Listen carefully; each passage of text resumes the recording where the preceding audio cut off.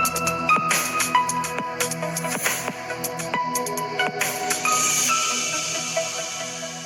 Friends, എല്ലാവർക്കും മറ്റൊരു പുതിയ വീഡിയോയിലേക്ക് സ്വാഗതം. It's me Akhil Satheesh and welcome to Akhil Satheesh world.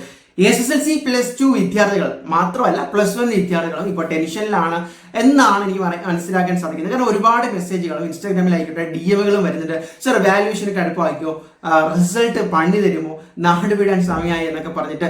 അപ്പോൾ ഒരു SSLC സ്റ്റുഡന്റിന്റെ നമ്മുടെ പോയിന്റ് ഓഫ് വ്യൂവിൽ നിന്ന് ചിന്തിച്ചാൽ മനസ്സിലാകും. കാരണം നിങ്ങൾ വളരെ ആകാംക്ഷയോടുകൂടി ഒരുപാട് പേര് ഇത് വലിയൊരു ടേണിംഗ് പോയിന്റ് ആണെന്ന് പറഞ്ഞ് വയ്ക്കുകയാണ്.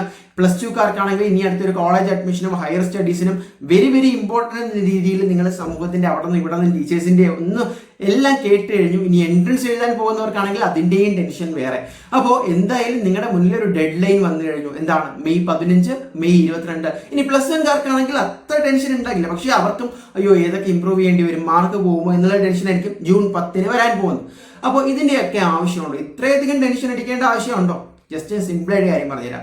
നിങ്ങൾ 8ാം ക്ലാസ് മുതൽ ഇങ്ങോട്ട് വന്നൊരു ഓരോ പാത്ത് നോക്കി. 8ലായിരുന്നപ്പോൾ ടീച്ചർമാർ എന്താ പറഞ്ഞത്? ഇത് ഹൈസ്കൂളിന്റെ ആദ്യമാണ്, നന്നായിട്ട് പഠിക്കണം, പണി കിട്ടും. 9ആയപ്പോൾ എന്താണ് പറഞ്ഞത്? നിങ്ങൾ ഇപ്പോൾ നന്നായിട്ട് പഠിച്ചാലാണ് 10ാം ക്ലാസ്സിലെ ബേസ് സ്ട്രോങ് ആവുക. 10ാം ക്ലാസ്സിലാകുമ്പോൾ എന്താ പറയുന്നത്? എല്ലാ സ്റ്റുഡൻസും കടന്നു വരുന്നതാണ് ഇത് വെരി ഇമ്പോർട്ടൻറ്റ്. ഇതിന്റെ സർട്ടിഫിക്കറ്റ് എന്ന് പറയുന്നത് ഇനി നിങ്ങൾക്ക് +1 +2 ആക്ച്വലി ഇത് ശരി തന്നെയാണ്. +1ലേക്ക് നല്ലൊരു സീറ്റ് വേണമെങ്കിൽ SSLCയുടെ നല്ലൊരു മാർക്ക് വേണം എന്ന് പറഞ്ഞ് ഫുൾ A+ കിട്ടിയാലേ ഉള്ളൂ, അല്ലെങ്കിൽ ഇത് ഭയങ്കര സംഭവമാണ്, ഇതാണ് ലൈഫിന്റെ ടേണിംഗ് പോയിന്റ് എന്നൊക്കെ വിചാരിച്ച് ടെൻഷൻ അടിക്കുകയാണെങ്കിൽ അതിലൊരർത്ഥവും ഇല്ല എന്ന് അറ്റ്ലീസ്റ്റ് ഒരു 2 വർഷം കഴിയുമ്പോൾ നിങ്ങൾക്ക് മനസ്സിലാവും. അതല്ല എങ്കിൽ ഫുൾ A+ മേടിച്ചാൽ എല്ലാമായി എന്ന് വിചാരിക്കുകയാണെങ്കിൽ അതും നിങ്ങൾക്ക് തിരുത്തി പറയേണ്ടി വരും ഒരു 2 വർഷം കഴിയുമ്പോൾ. ഇനി +2 കാര്യം എടുക്കാം. +2ൽ തന്നെ നല്ല മാർക്ക് മേടിക്കുക എന്നുള്ളത് നല്ല കാര്യം തന്നെയാണ് എന്ന് പറഞ്ഞ് നിങ്ങൾ സെലക്ട് ചെയ്യുന്ന കോളേജ് നല്ലതാവണമെന്നില്ല. ഇനി +2ൽ കുറച്ച് മാർക്ക് കുറഞ്ഞു പോയാലും പല എൻട്രൻസ് എക്സാമുകളിലും പിന്നീട് ടോപ്പ് ആകുന്നവരെയും നമ്മൾ കാണുന്നുണ്ട്. സോ അത് ആ മാർക്ക് മാനദണ്ഡമാണ് എങ്കിൽ പോലും അത് മാത്രമാണ് മാനദണ്ഡം എന്ന് ആർക്കും പറയാൻ പറ്റില്ല.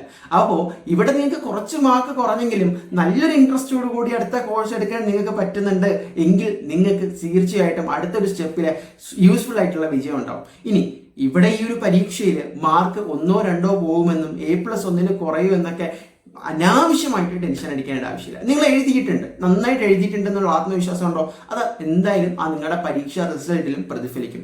ഇനി ഫ്ലെക്സിൽ പേര് വരുമോ, അല്ലെങ്കിൽ മാർക്ക് കുറയുമ്പോൾ ഇന്നെ ബന്ധു വിളിച്ച് പണി തരുമോ, നാട്ടുകാരെന്ത് വിചാരിക്കും എന്നൊക്കെയുള്ള അനാവശ്യ ടെൻഷൻസ് മാറ്റി നിർത്തുക. നമ്മുടെ പാരൻസിനോട് കൂടിയാണ് അത്തരത്തിലുള്ള അനാവശ്യ പ്രഷർ കുട്ടിക്കും കൊടുക്കാതിരിക്കുക. അപ്പോൾ ഞാൻ ഈ ഒരു വീഡിയോ സത്യം പറഞ്ഞാൽ വാല്യൂഷൻ ലിബറലാണോ എന്ന തരത്തിലാണ് കുട്ടികളുടെ മുന്നിലേക്ക് അവതരിപ്പിക്കാൻ ശ്രമിച്ചത്. അപ്പോൾ അതും കൂടി ഞാൻ പറയാണ്, നമ്മുടെ ഇപ്പോഴത്തെ മാർക്ക് പോകുമോ എന്ന് ടെൻഷൻ അടിച്ചുകൊണ്ടിരിക്കുന്ന വിദ്യാർത്ഥികളോടാണ് നിങ്ങൾക്ക് ഒരിക്കലും അർഹതപ്പെട്ട മാർക്ക് പോകാൻ പോകുന്നില്ല എന്ന് തന്നെ മനസ്സിലാക്കുക. ഗ്രേസ് മാർക്ക് ഉണ്ട്, CE മാർക്ക് ഒരുപാട് വിദ്യാർത്ഥികൾ ചോദിച്ചാണ്. CE മാർക്ക് നിങ്ങൾക്ക് പലർക്കും ഫുൾ മാർക്ക് തന്നെ പല ടീച്ചേഴ്സ് ഇട്ടിട്ടുണ്ട്, അതിൽ വലിയ ഡിഫറൻസ് ഉണ്ടാവില്ല. IT-യിൽ നിങ്ങൾക്ക് ഓൾറെഡി പലർക്കും ഇതിനോടകം A+ ഉണ്ടാകും, SSLC IT-യിലൊക്കെ. ഇനി ഡബിൾ വാല്യൂഷൻ എന്ന് പറയുമ്പോഴും നിങ്ങളുടെ മാർക്ക് കുറയ്ക്കാനുള്ള ഒരു സിസ്റ്റം അല്ല ഹയർ സെക്കൻഡറി +1 +2 ഡബിൾ വാല്യൂഷൻ. രണ്ടാമത് ചെക്ക് ചെയ്ത് നിങ്ങൾക്ക് എവിടെയെങ്കിലും മാർക്ക് പോയിട്ടുണ്ടോ അല്ലെങ്കിൽ കുറഞ്ഞു പോയിട്ടുണ്ടോ എന്നുകൂടി ചെക്ക് ചെയ്യാനുള്ള സിസ്റ്റമാണ് എന്ന് നിങ്ങൾ മനസ്സിലാക്കുക. ഇനി +2ന്റെ കാര്യം എടുത്തു കഴിഞ്ഞാൽ പല വിഷയങ്ങളും ടഫ് ആയിരുന്നുവെങ്കിലും ഇപ്പോൾ വാല്യൂഷൻ ക്യാമ്പുകളിൽ നിന്ന് അതിനെല്ലാം അർഹതപ്പെട്ട മാർക്ക് വിദ്യാർത്ഥികളുടെ ആൻസർ ഹിന്റ് അനുസരിച്ച് ഇപ്പോൾ +2 മാത്സ് ഒക്കെ ആൻസർ ഭയങ്കരമായിട്ട് ടഫാക്കി. അതിനുശേഷം ഈ വാല്യൂഷൻ ക്യാമ്പുകളിൽ പോയ അധ്യാപകനോട് തന്നെ സംസാരിച്ചു. അപ്പോൾ നിങ്ങൾ കാണുന്ന വലിയ പുകമറയൊന്നുമില്ല, മീൻസ് വലിയ തരത്തിലുള്ള അപകട സൂചനയൊന്നുമില്ല. കൃത്യമായിട്ട് മനസ്സിലാക്കുക, വാല്യൂഷൻ ലിബറലാണോ എന്നതിലല്ല, തീർച്ചയായിട്ടും നിങ്ങൾക്ക് അർഹതപ്പെട്ട മാർക്ക് പോകില്ല എന്ന ഉറപ്പിലാണ് നിങ്ങൾ വിശ്വസിക്കേണ്ടത്. അപ്പോൾ നിങ്ങൾ ഇനി അവിടെ നിന്നും ഇവിടെ നിന്നും കേൾക്കുന്നതും കേൾക്കാത്തതുമായിട്ടുള്ള ഒരുപാട് കാര്യങ്ങൾ ഈ തലയിൽ എടുത്ത് വെച്ചിട്ട് മെയ് 15 മെയ് 22 മുമ്പ് വരെ ടെൻഷൻ അടിച്ച് കൂട്ടേണ്ട ആവശ്യമില്ല, ടെൻഷന്റെ ആവശ്യവുമില്ല. അപ്പോൾ വാല്യൂഷനിൽ നിന്ന് നമുക്ക് വരുന്ന ലേറ്റസ്റ്റ് അപ്ഡേറ്റുകൾ അനുസരിച്ച് SSLC +1 എന്താണ് ഈ പറയുന്ന ഡേറ്റിനനുസരിച്ച് ഇനി അവസാന ഘട്ടത്തിൽ തന്നെയാണ് മെയ് 2 വരെ ഉള്ളൂ വാല്യൂഷൻ. അപ്പോൾ ടാബ്ലേഷൻ വർക്കൊക്കെയാണ്. അപ്പോൾ നിങ്ങൾ ഉറപ്പുവരുത്തേണ്ടത് ഗ്രേസ് മാർക്കിന്റെ അർഹതയുള്ള എല്ലാ കാര്യങ്ങളും ചെയ്തിട്ടുണ്ടോ, ഇനി ഈ റിസൾട്ട് വരുന്നവരെ കാത്തു നിൽക്കേണ്ട കോളേജുകൾ കൃത്യമായിട്ട് സെലക്ട് ചെയ്തിട്ടുണ്ടോ, എന്നിട്ട് എന്താണ് അനാവശ്യമായിട്ട് എല്ലായിടത്തും പോയി അഭിപ്രായം കേൾക്കാൻ നിൽക്കരുത്. എന്താണ് വാല്യൂഷൻ അപ്ഡേറ്റ് എന്തായി. അപ്പോൾ നമുക്ക് എത്ര മാർക്കിലാണ് എത്ര ഗ്രേഡ് ആണെന്ന് നിങ്ങൾക്ക് അറിയാം. ഇൻ കേസ് കുറഞ്ഞു പോയാലും റീവാല്യൂഷനും ഇംപ്രൂവ്മെന്റും ഉൾപ്പെടെയുള്ള കാര്യങ്ങൾ, അല്ലെങ്കിൽ ഇൻ കേസ് പാസ് മാർക്കിന് താഴെ പോയാലും പരീക്ഷയുണ്ട്. പക്ഷെ അങ്ങനെ പോകാതിരിക്കട്ടെ എന്ന് ഞാൻ ആത്മാർത്ഥമായിട്ട് ആഗ്രഹിക്കുകയാണ്.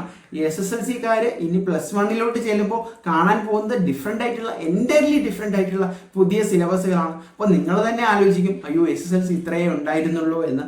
അപ്പോൾ ആ സമയത്ത് മനസ്സിലാക്കും ഇതിൻ്റെ ഒരു സിംപ്ലിസിറ്റി എത്രത്തോളമാണ് എന്ന്. അപ്പോൾ ഏറ്റവും പുതിയ വാല്യുവേഷൻ അപ്ഡേറ്റുകൾക്കും ബാക്കി കാര്യങ്ങൾക്കും ഒക്കെ ആയിട്ട് ഈ ചാനൽ ഒന്ന് സബ്സ്ക്രൈബ് ചെയ്ത് വെച്ചേക്കാം. ബൈ.